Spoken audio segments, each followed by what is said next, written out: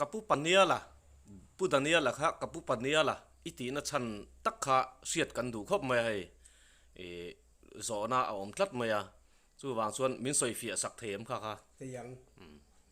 kamuan te kapania la atia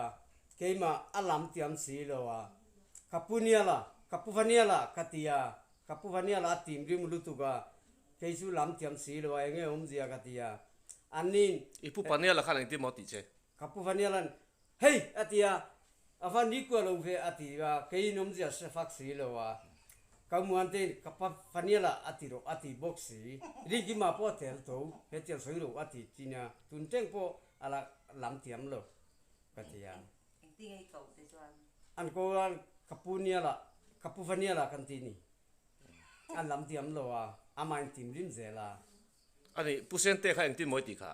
kapusente ga pura dingale puzo mun ki main pusente santalem tiro ati aro pu soiro ati eng ti mo san kapusente santalem tiro atia asoitur ga pura dingale puzo mun ki main soiro atia omjia selawa kein pusente santalem katia amoi maka lempuya kan timpo inlanin pura dingale kauzo mun ki main soiro ati boxia kan soya pusente min koni lokalte atia santalom dia sie matia kaselo katia santalom dia tu lalrepui meidum tinani dumka tinani kha zat la lutu nangni chini ku lo lutu kasoidon lo katia